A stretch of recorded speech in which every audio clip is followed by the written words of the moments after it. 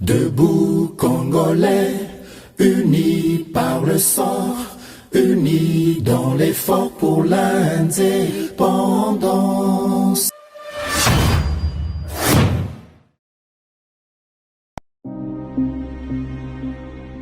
Si ceux qui nous ont fait cette guerre sont des Congolais comme ils l'affirment, ils devraient normalement accepter de rentrer dans ce processus de désarmement, démobilisation et réinsertion et rentrer à la vie civile. Bienvenue na GCAM Télévision, fidèles abonnés, chers internautes. Boye Malamu na Katia, émission Debout Congolais, émission Yaba éclairé.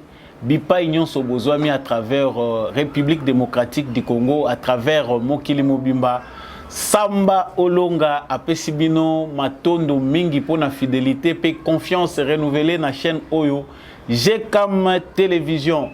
Yambouete émission na biso et banda boyebi malamu ete nazalaka toujours na devoir ya ko rappeler biso ete justice ya nzambe irataka moto te, justice ya nzambe moto moko te aishapaka na contrôle nango soki ko échapper na contrôle ya bato mokili yeba ete nzambe ba échapaka ye mabe nyonso yoza kosala osala yango na nkuku osala yango na mpoasa biso tomona yo to biso tomona yo te yeba yango ke litomba nango ezali lolenge na ngai ya ko rappeler na biso nyonso poto yeba ete sur cette terre existe une justice corrompue ou pas, justice moko complaisante ou pas, justice moko ya bafort ou pas, justice moko ezali ko condamner bato baza na raison ou pas.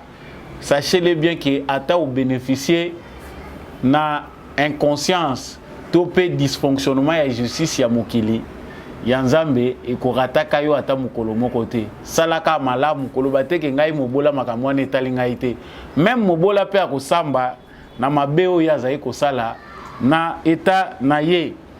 Actualité ya mokolo ya lelo ezali très dominé na carton plein ya union sacrée na stade de martyrs ezalaki nango attendu. Vraiment, Union sacrée pour la nation, plateforme électorale Oyo et Poni Tata Mokonzi Ekolo Félix Antoine Tshisekedi Tshilombo, lokola porte-étendard na bango muto bango batie confiance kati na ye pona kokamba Ekolo Congo, bango baza ko renouveler confiance et pas na ye parce que ba monike solo azali muto yo abongisa mito pe abongami pona komema mboka na biso na aspiration oyo tozali nango bango bakanaki milulu ya mokolo ya lelo samedi esalami kitoko bokolanda na kati ya commentaire pe analyse na biso comment vraiment actualité lekaki bosi bolandi boyoki makelele.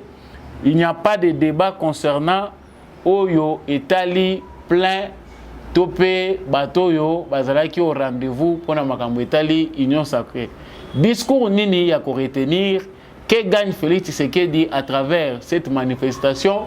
Opposition congolaise nini bakoyi ko retenir comme leçon pour bango pe bayeba position nini bakozwa pona mikolo koya yango nde tokoloba sika awa à travers analyse pe décryptage ya ba information.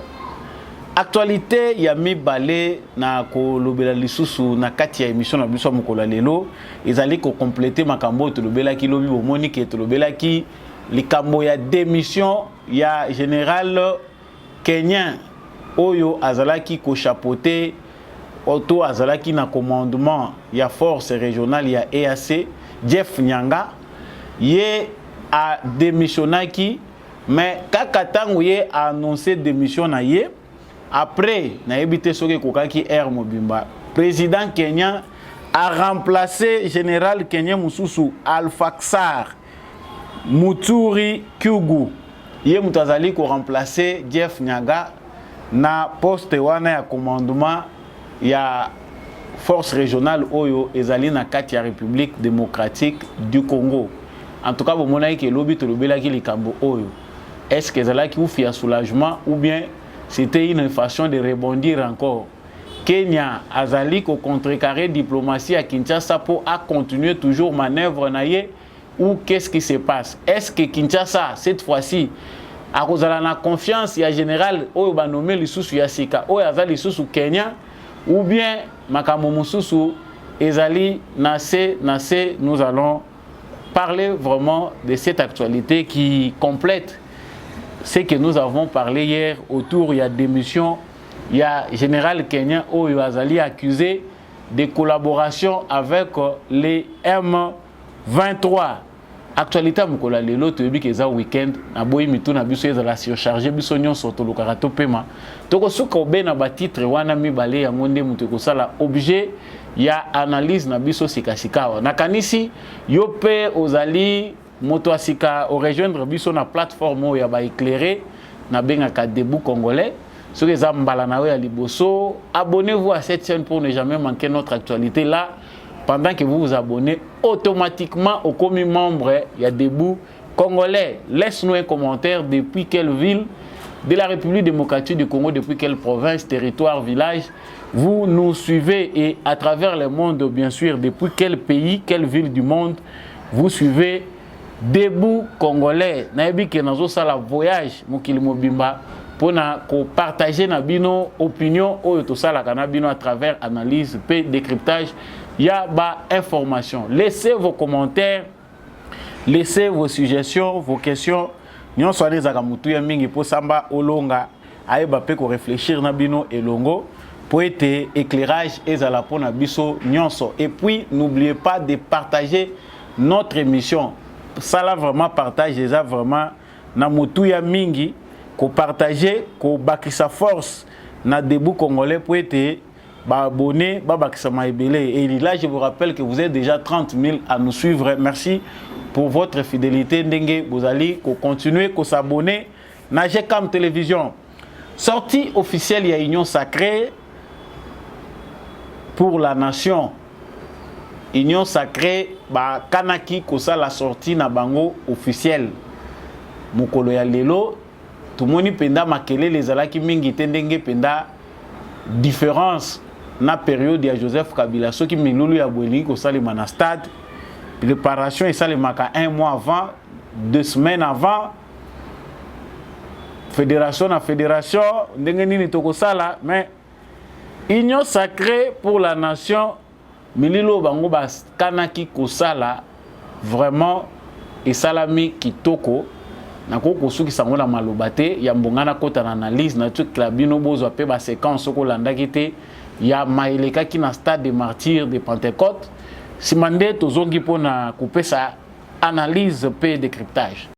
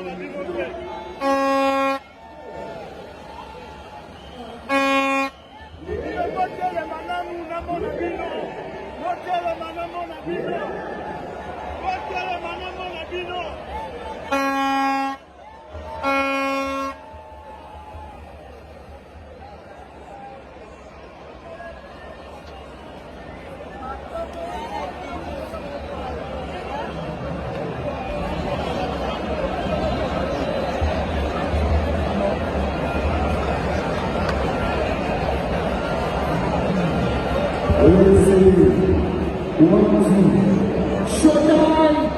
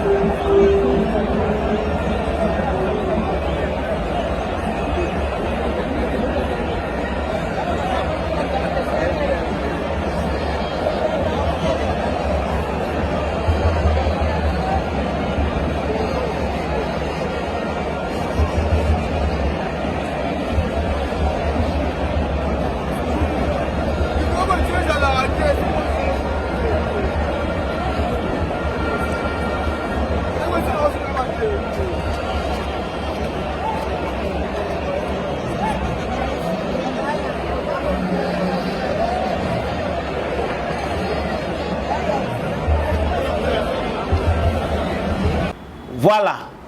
Nakanisi bouti wana kozwa température oyo ezalaki na kati ya stade nakanisi pe à travers GCAM télévision bino batu boza ba abonné bomoni ba live ya makambo elekaki na kati ya stade de Martyrs comment tongo batu mususu balala kinzinga nzinga ya stade parce que bayebaki ke esika ekozala te donc carton plein ezali ya kowanga na te batoki penda mingi te tomoni penda ke plein ezalaki ya craquer ba militant mususu basukaki di banda na ba nzete ya ba parti politique na bango ba drapeau parce que stade etondaki moyen ya ko étouffer bato ezalaki te ba mesures sécuritaires ezomaki po soki stade etondi bato mususu batika na libanda pour ne pas étouffer les gens na ba autorité ba kosengela bazala na kati nasina lobaki yango na émission elekaki ke plein ya Félix Tshisekedi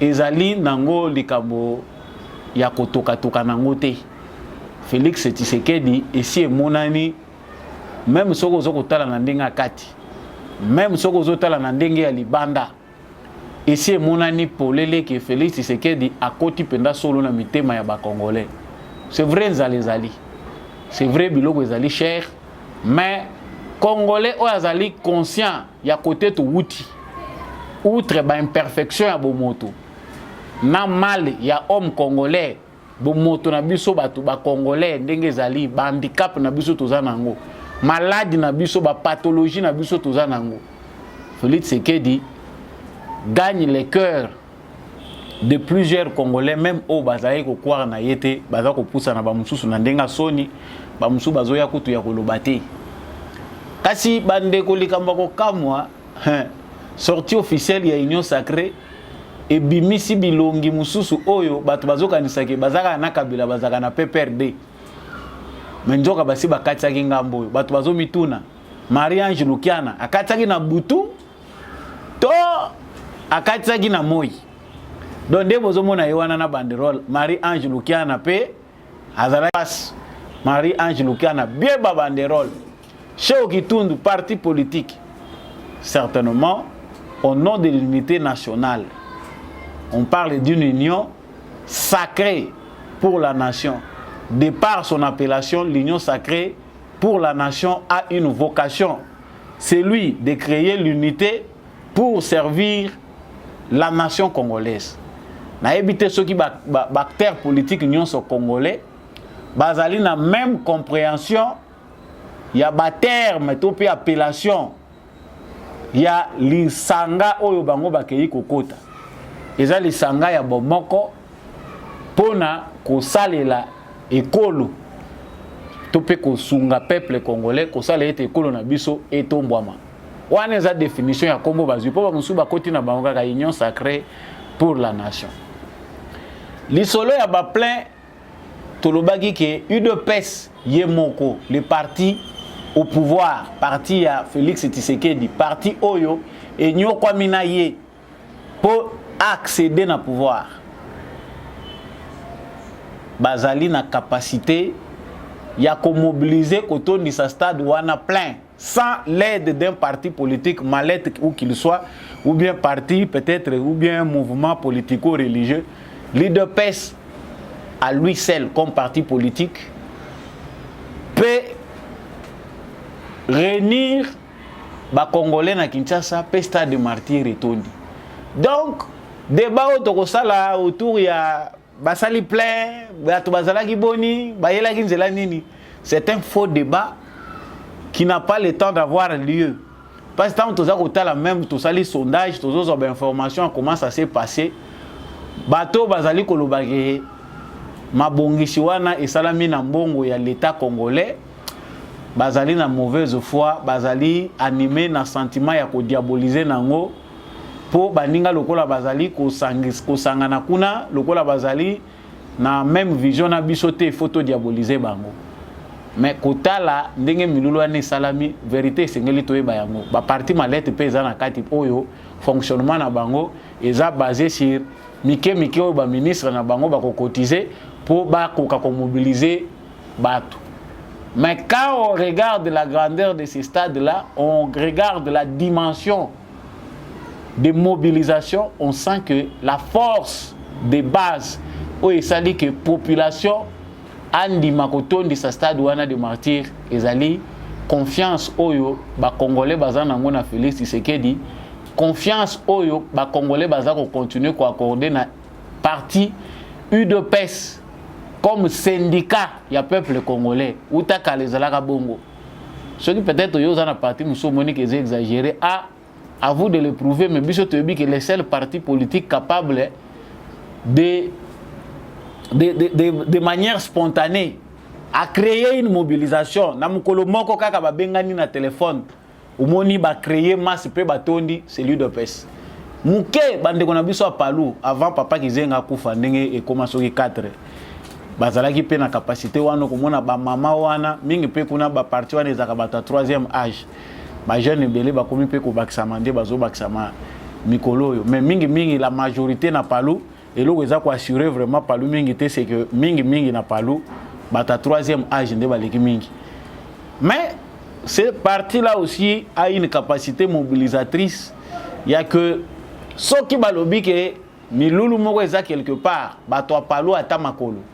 Okomona bango batandi mulongo bazoya. À part wana na yebite ceux qui font na réfléchir ezali na militant moko te ba parti o etikali wana oyo de manière volontaire sans que baya kozwa na ndako na ye baya ko bobiye bisaye yaka tango ekosila mutalobi ko futela biso transport kingandi alongwa ya. Ils n'ont pas été éduqués pour ça. Le militantisme, il y a des partis qui ont combattu pour la plupart. Ils ont militantisme basé sur le clientélisme, la corruption, et puis on en passe.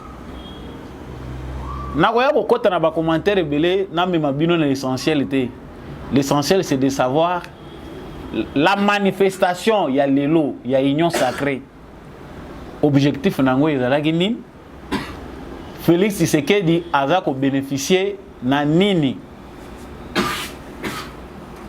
Que bénéficie Félix Tshisekedi azako bénéficier na nini? Et loko biso to bezali que politique ezali guerre des nerfs. En politique, ba intimidation pe ezalaka makofi pe ebetamaka. Félix Tshisekedi, il faut toyeba ngo que premièrement, avant qu'il n'analyse le discours, Félix Tshisekedi est le grand gagnant de ce qui s'est passé au stade de martyrs. Pour na baïbazo mona utilité à événement où il est na stade de martyrs et ko bakisani na sani ya congolais bango ba bimisi union sacrée bande ko ngai il faut ko tchali kamuna contexte nango to boité to zananzala to boité to zali na ma priorité belé. Mais oye salami wana ezali na intérêt pe à nation. Pourquoi? Félix Tshisekedi, la machine qu'il vient de mettre en place, il y a union sacrée. Oh moni na ba bandi d'état nyonso. Oyo ba nyokola ki biswawa ba yeko luka abri na union sacrée. Ezali eloko pe ezali de nature à sauver le Congo.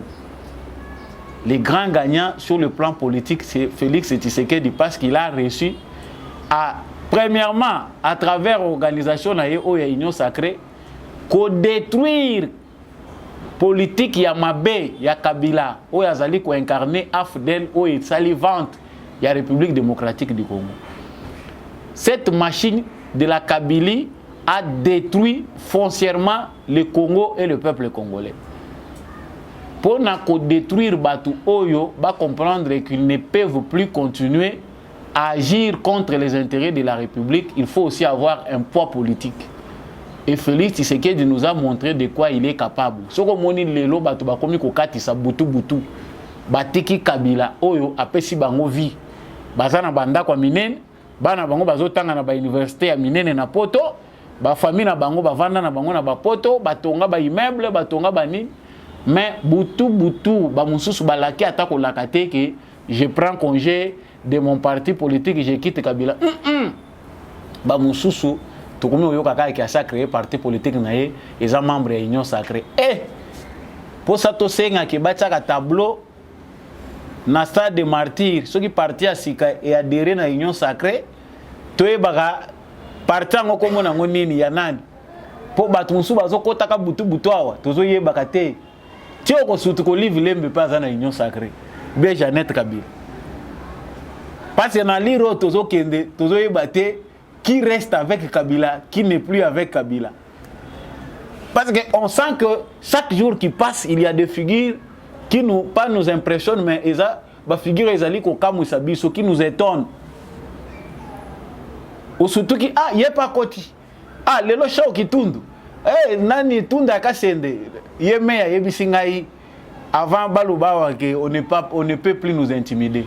Tous, dans le stade des martyrs, wapi, tu es dans l'union sacrée. Mokilimbanga ntaba, et le baba, lingala mokilimbanga ntaba. Mbisha za kolanda kote mai za kochola. Soki babimisi libanda mokili akoumela ta kokufa parce que système na eza wana te. Tika na landa mai ezochola. Na kende kote mai courant eza makasi.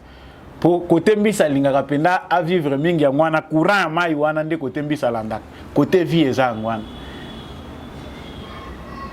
Plus les jours passent, plus Kabila reste seul avec sa femme. Donc, union sacrée pour la nation, sur le plan politique, c'est une victoire de Félix Tshisekedi.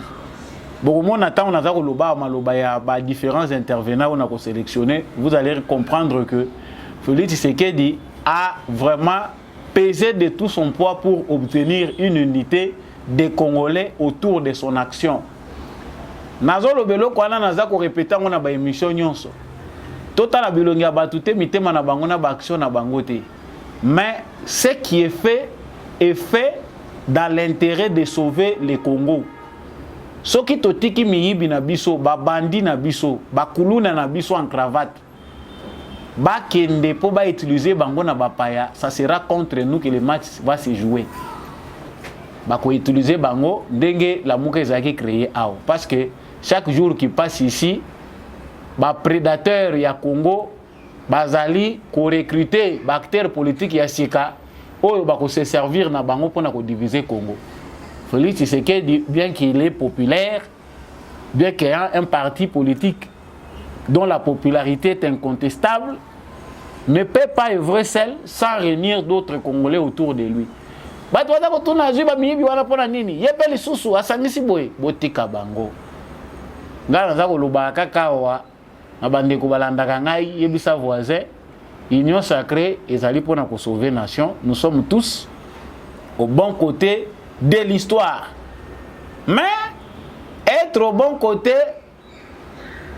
ou bien être du bon côté de l'histoire ne signifie pas que votre nayo eza et que vous allez troquer yo au voté utilité concernant députation nationale, députation provinciale, ba élus locaux, ba autorité urbaine, yo voté utilité au lobaki union sacrée ko sali langai. Nous devons savoir faire notre part des choses. Félix Tshisekedi fait la politique pour l'intérêt de la nation. Les Congolais ont aussi les droits légitimes d'user de leur pouvoir et la souveraineté. Les peuples et les souverains primaires, pouvoir oyo ba animateur ya ba institution bazali nango ezali ko wuta na peuple. C'est-à-dire vote na yo kendaka kocha yango nde pesaka mutu poids pour azalacteur na scène. Non, yes quoi que sangana na ba miyibi ya tindi yo voter muto yo moni ke moyibi. Soki yo moni aza moyibi. Il y a qu'une seule voie par laquelle on peut sanctionner un voleur qui n'est pas prouvé par la justice, c'est son vote. Sensibiliser dans quartier na yo, sensibiliser dans province na yo loba, to voter yete parce que je le connais, c'est un voleur. Là, on pense que carton rouge na yo, au PC on a contexte sur les amalam. Donc, chers frères congolais, vraiment carton plein au yotomoni na stade des martyrs, Félix Tshisekedi gagne.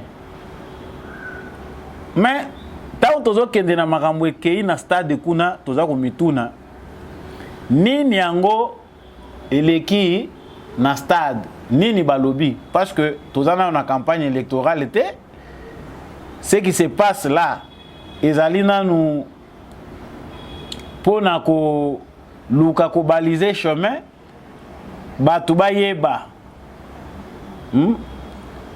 batu bayeba que il y a une force qui est en place. il y a une force qui est en place.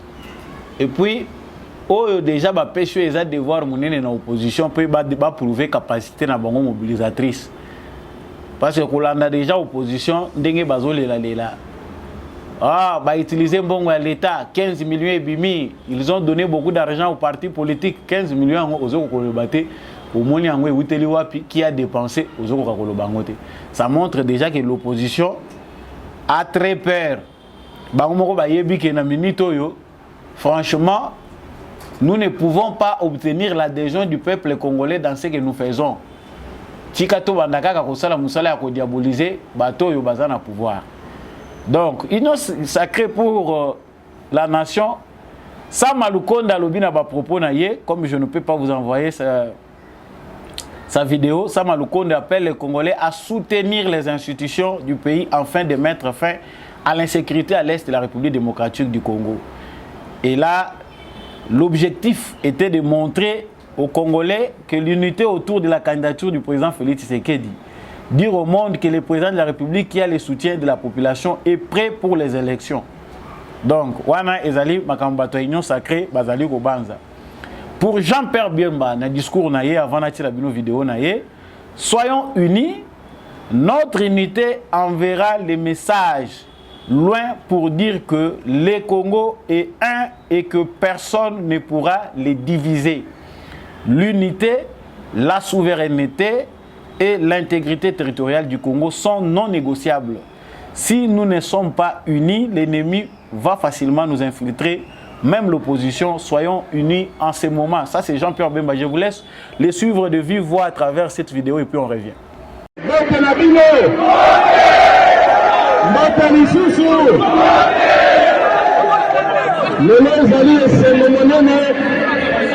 Le voilà de Koutani Awa, la cadre, il y a union sacrée de la nation.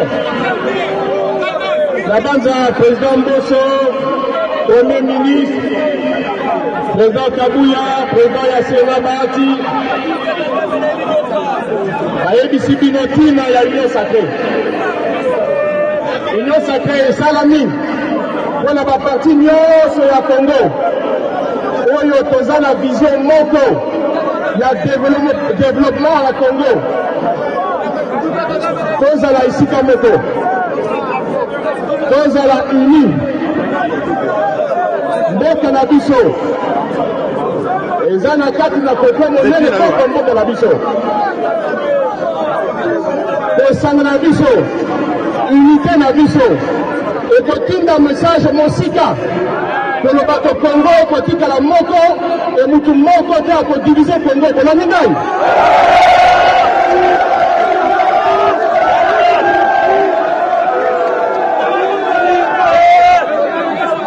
Congo na biso. Congo na biso kotika la uni. Unité ya Congo. Souveraineté ya Congo. Intégrité territoriale ya Congo. Ezali non négociable. Moko akolongela biso biloko misato wana te. Nalobi soki tosangani te, soki tozali bomoko te, nde monguna oyo akozwa facilité mpona kokotela biso. Lelo naza koyebisa bino tozali na mutu moko oyo nayebi ye. Makanisi na ye ezali na banda Congo tina butu likolo ya Congo. Makanisi na ye banda Congo tina butu ezali mpona bolamu ya bapopulation ya Congo. Yango nalobi tokozala nsima na ye bitumba oyo ezali mpona totikala bomoko. Kombo na ye nani? Kombo na ye nani? Kombo na ye nani? Yango na nilaki na yoka ezali Fatou Beton. Azali na makanisi mpo na Congo, tokotelema na biso nyonso nsima na ye mpo na kokende liboso. Nazoloba mpo na bakongole nyonso, ezala ya nord, ya sud, ya est, ya ouest, ezala mpe ya opposition. Voilà, bolandi malamu Jean-Pierre Bemba, oyo tobengaka Igwe na 2006, Igwe 2006 n'est plus 2023. Donc 2006 na 2023 biso moko tozomona 17 ans passés. Je ne sais pas si je me trompe, hein, mais c'est comme ça, donc près de 17 ans, que Aventure Wane Salamaki. Aujourd'hui, nous avons un nouveau Bemba qui est ministre, vice-premier ministre chargé de la défense nationale. Il y a le gouvernement Samalukonde, dont Félix Tshisekedi est le chef de l'exécutif, le président de la République. Donc, Jean-Pierre Bemba Bimisi Awa, Yangonde Muteza Mutuya. Il a bien justifié sa présence dans le gouvernement Kotaki. Et là, son discours est profond. Que ceux qui toza bomoko, parce qu'il y a le même opposition. Il faut toza la uni dans le moment où ceux qui toza li bomoko, ils ont message to lancer na musika. Parce que musika on est à un message to lancer dans ba ennemi à Congo. Que malgré nyon soyo, ba Congolais baza capable ya kozale loko moko. Et notre unité, c'est les grands défis que nous avons. Et ça, biloko tolobaka mikolo nyonso na ba plateau na biso ba toza koloba. Unité, unité, unité. Wana ibimi na munoko Jean-Pierre Bemba. Les défis congolais, c'est l'unité. Bato baza kotala biso na libanda bazo luka mécanisme nini, méthode nini bakoko utiliser pour nous diviser encore. Comment doivent-ils se servir des Congolais, na acteurs politiques congolais pour diviser les Congolais pour que l'intérêt na bango et la sécuriser. Tant qu'ils auront la main mise sur nous, la main noire sur nos politiques, mais si nos politiques comprennent que malgré nos divergences d'opinion, malgré nos batailles politiques, ceux qui makambo ezali kota la écolo, ezali kota la république, il faut biso nyonso to lobali loba moko to zala derrière la patrie. Là, nous aurons avancé. Et tant tozali koyoka yoki alobi pe likambo moko mutuya pona ye tozali na mutu moko oyo na yebi ye makanisi ye azali banda tongo tina butu likolo ya Congo makanisi na ye ezali pona bolamu ya population ya Congo kombo na ye Félix Tshisekedi tokotele mabiso nyonso na sima na ye. Ça c'est Jean-Pierre Bemba. Le match est déjà lancé, même si la campagne électorale n'est pas encore là, mais le temps est déjà donné. Likamba mabele, ezakuna parce que ceux qui ont qui campagne, to yebite, ndenge nini, ampleur nini rozonaki ça parce qu'on sait déjà sonder les esprits, on sent ce que les Congolais pensent. Lorsqu'un événement approche, les Congolais se comportent à ndenge nini. Ah, ça chauffe, hein? Ça chauffe.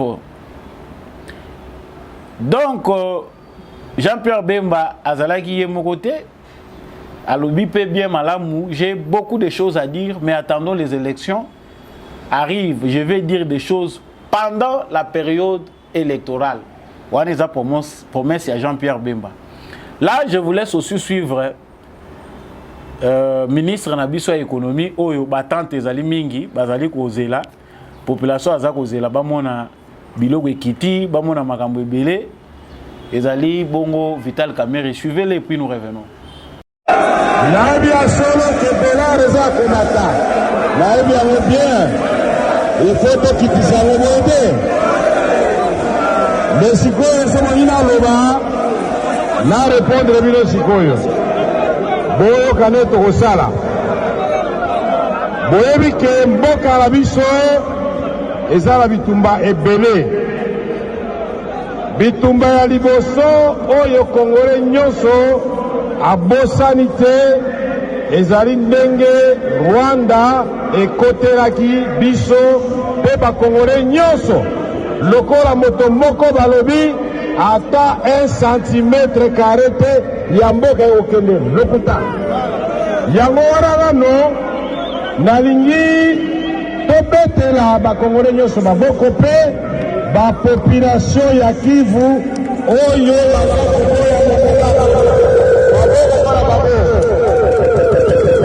bitumba wana eza komemaliwa bitumba mususu ezali nango ezali bitumba ya libumu ezali bitumba ya dollar ezali bitumba ya biloko ezala tatalo bitumba wana pe tokoti gouvernement ngai na moninga na ngai Jean-Pierre Bemba na Mbusa Nyamwisi moto na moto mokonzi ya mboka apesaki ye mission yo Igwe Jean-Pierre sisa bitumbo na ndokono Mbusa Nyamwisi sima ya premier ministre na biso Samba Lukonde yo Vital Kamerhe bundisa nano dollar na talwa biloko sikoyo etali ngai oyo etali ngai na kosala ndenge nini balakisa sambo te bomba bomba nasopa napasola epa na nga sekre ezalaka te boni yango te oyebi ke mboka oyo Kongo eya mboka monene koma mboka lokola Kongo tozali na Inga tozali na Lubiansi tozali na Chopo tozali na Chwapa tozali na bariviere nyonso boyebi balak Mwero balak Kivu balak Albert balak Edouard nyonso tu me na ndako na biso mai ezali te. Est-ce que c'est normal?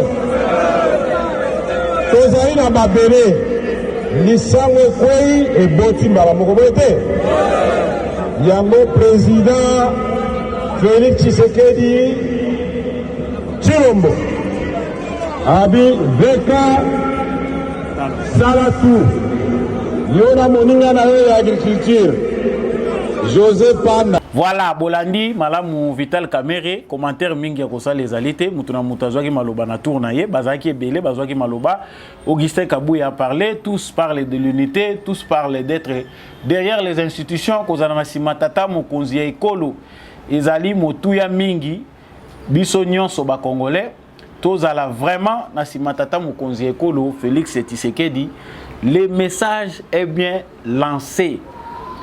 Félix Tshisekedi oyo bango bazali déjà kosalela wana basi babimi déjà bapesiton yaza wapi na moment oyo ndenge ba photo bozomona ngo Félix Tshisekedi est à Kisantu.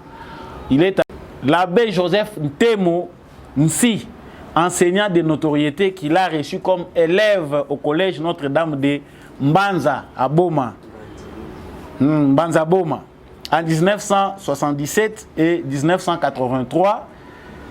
Il est mort à l'âge de 72 ans. Félix Tshisekedi était là pour aller honorer l'un des gens qui l'ont vu pendant sa scolarité. Batoyo, Bakambakie. Donc, Awa Bino Botondi, chez carton plein, le chef est à l'aise. Il faut savoir que il y a des signes qui ne trompent pas. Pour na bateau, bazako luka ba événement. Toshi to sali banalise. Parce que tant qu'on comme à une élection, beaucoup de banalises sophistiquées, ceux qui sophistiqués, ma langue, banalise sophistiquée, voilà. Là je me rattrape. Banalise sophistiquée, il y a ba chaîne internationale. Non, moni, tozu carte ya Congo, tant tozo Kabolango. Félix Tshisekedi, c'est le président qui a réussi à frapper les esprits, gagner les esprits, na étendu mobimba et territoire national. Yo kanisi muto ya vanda na coin, na village na bango banda botama, amona mwinde za kopelate, to amona bâtiment ya l'état te na village na bango. Tangu ya moni bâtiment wana ya l'état, yo za na argument kopesa yi. Il y a beaucoup d'éléments comme ça qui montrent que basini oyo, eza basini moko trompeur te, et que Félix Tshisekedi a déjà la certitude d'un second mandat. La bataille qu'il mène, c'est pour le Congo qu'il l'amène. Bataille oye azali ko mener, ezali soupenda bataille pour la réélection na été. Et les Congolais normaux ne discutent plus vraiment sur la réélection de Félix Tshisekedi. C'est que oyo ba bazali ko réclamer, ezali bazali ko tia pression na gouvernement pour que ba situation na bango ait changé. La volonté de Félix Tshisekedi, sa volonté politique de vouloir changer les choses n'est plus approuvée. Bah, Congolais, la plupart des Congolais comprendre petit à petit maladie na bango.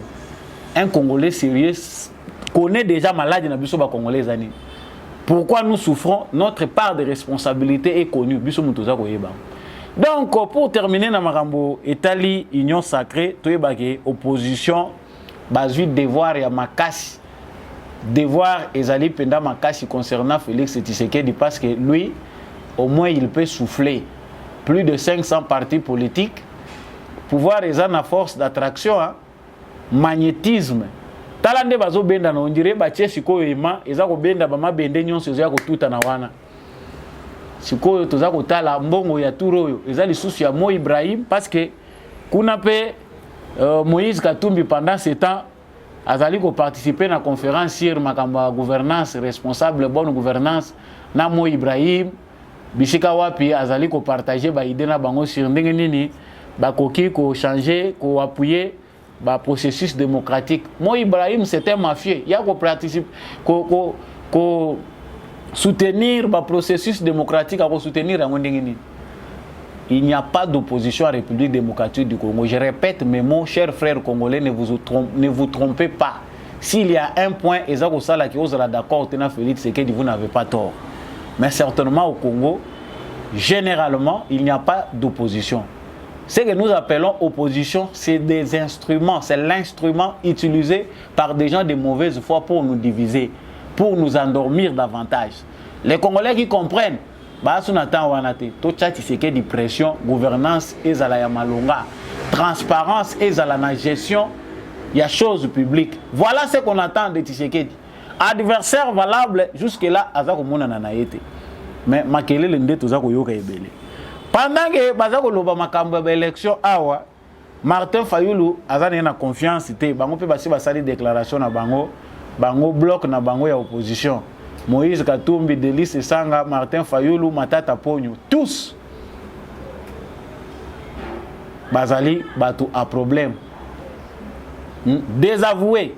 Soko tali bango nyonso qualité na bango okoyebake et pas peuple congolais bazana batache ya noir et l'équipe tellement ebelege même na lavage professionnel lavage ya ba machine ya makasi moyen bazala propre ezati difficulté ezali baninga musukutu bake ko bata mana union sacrée po basokwama na sima image ya Tshisekedi ba comprendre que certainement biso peut tolingo servir nation à vous de les dénicher. Martin Fayulu n'a pas confiance au processus électoral en cours, bazana confiance au anate. Ba journée porte ouverte organisée par la CENI, bango bazana tina nangote, ba lobi eza folklore. Makambo nyonso ezo sale makuna na CENI, ezali distraction. La CENI n'est pas là pour na kobanda ko publier les biso. Ba journée porte ouverte. Biso opposition to kende ko sala kunate to mone loko to kende ko sala kunate, ce processus là est bâclé.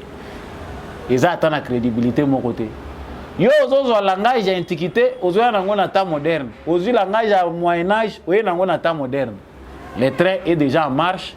Pour ceux qui pensent, ils allaient payer batumsu bazo kanisa keza question à tricherie. Non, les Congolais doivent se concentrer sur la qualité de députés que nous devons avoir cette fois-ci. Tous ba milidiam baté, tous ba bateau bazo ya te pona koya ko s'aventurer ba voleur tozala na bango te tozala na bato yo mitu na bango ezana no léger moi mawe ko kozala hein bref bato pe bazata na moi ko to sanzambe abanga kata nzambe parce que soko yebi nzambe avant kota politique avant yi ba 10 millions ko se poser question 2 fois 3 fois 4 fois 5 fois muyibi na yo et ko kozala bien mesuré mais oyo tozana bango pour la plupart bangomba bakendaka na babisika bakendaka pona ko garder ba poste na bango ba député a bisoka ande mutu to yebi. Donc pour l'union sacrée ils ont déjà donné un grand devoir. Tout kalika kotala les 14, qu'est-ce que je dis, c'est le 14 mai, je ne sais pas, le 14 mai ou le 13 des opposition congolaise peut pas passer rendez-vous na bango, ils vont marcher. Certainement, on comprend que même ceux-là qui vont marcher, bateau il y aura quand même des jeunes gens facile à manipuler. Il y a vraiment raison valable non, vie chère, il faut pas revoir le cours constitutionnel, c'est ni ezay angote, mboka na biso ezali na guerre. Vous aurez compris. Po tosuki sana émission na biso mukula lelo na lobela ki likambo lobby etali général Kenyan oyo a démissionné na mutu ya force régionale. Général Kenyan Jeff Nyanga a silibongo ko tika ebonga na ye a démissionnaki. Curieusement, 1 heure après sa démission, président ya Kenya a nommé général Mususu pour succéder à Jeff Nyanga. Kombo na ye Alfaxar Muturi Kyugu. Kyugu ndenge bozo mona ilongi na ye wana, c'est lui le nouveau général. À celui qui nous intimide de temps en temps. Mutalobaga kokufa pona likambo Congo. Ou a démissionné wana. Ba pression et l'équipe mingi lokola ko utiliser ye a commis très visible que si ba comprendre jeu na ya za ko mener. Rapidement, le président kenyan le remplace par un autre. Est-ce que cela veut dire que le rôle à Welisi a nommé Kenyan Mususu, général Mususu, c'est de cette façon-là qu'il va satisfaire l'exigence de Kinshasa, topé à peuple congolais? Je pense que non. C'est une aventure de plus. Bataille diplomatique où ils ont opposé Kinshasa, Kigali, Kampala, Pékin, na Nairobi. Ezali guerre moko fratricide oyo ezali lié kaka na ba intérêt. Na lobaki lobi awa koma Kagame azali ko sala tour na ye pour chercher à son tour à séduire akende ko présenter na ba homologue na ye président Mususu ba intérêt autour ya aventure oyo azolinga ko pérenniser. Mais hier aza ko sala ngo la République démocratique du Congo aussi aza pe ko sala pe diplomatie na ye. Na lobaki likambo ya réunion oyo esalamaki awa pona kotalela likambo ya kotia ba point sur les i na makambo etali force régionale. Sikoyo toza koloba ndenge baza kokende nango. Présidence wana eza plaque tournante. Tango ekoya na Congo ba ko changer stratégie ou ba ko sala nini parce que biso tango toza pe ko condamner force régionale, il faut totala pe vision au chef de l'état na biso to pe gouvernement na biso baza nango. Cette présidence-là de l'EAC et cause à la paix chapeautée par la République démocratique du Congo Mikolo ezali koya. Ce que tant totali bango esali makamuna bango ezage mais et ko finir par pe koye pa ina biso. En diplomatie ba porte kanga makame faut toujours savoir ndenge nini ya kotika manœuvre oyo bokoyi ko banda ko tourner nango ko distraire nango bandinga pe to pe ko créer ba stratégie. Mais concernant le colonel, ou bien le général, pardon, nouvellement nommé, va répondre na battante ya ba Congolais. C'est que nous attendons, nous Congolais, que soit que contingent mobimba ba Kenyan kende, ou bien force régionale kende. Ça, c'est ce que les Congolais veulent. Mais pour le gouvernement congolais, on ne peut pas tomber facilement dans ces pièges-là. Tout de suite, au côté qui est un processus, il faut tout gérer bango. To comme ça bango na suka stratégie nyonso bazana bango biso il faut to contrecarrer ango. Donc à la place force régionale et ya a pona ko aider biso force régionale et pesi biso dessous musala likolo ya musala ya ba M23 na ba mouvement rebelle mususu. C'est-à-dire to yambi na sol congolais un autre groupe rebelle qu'il faut gérer, c'est la force régionale. Mingi contingent ya ba Kenyan na ya ba Ougandais. Et pesi musala makasi na renseignement congolais ya kobanda ko contrôler bango lisusu. Chers frères congolais, tout le kaba makambo eza sophistiqué te aller creuser, nous savons notre part de responsabilité. Et ali côté les malos que ça ne va pas. Ngana lobaka toujours qu'il est important de savoir laisser la marge de manœuvre à notre gouvernement, d'agir aussi à notre place sur certains points. Mais là où ce n'est pas clair, il n'est pas interdit au peuple congolais de manifester. Général a démissionné.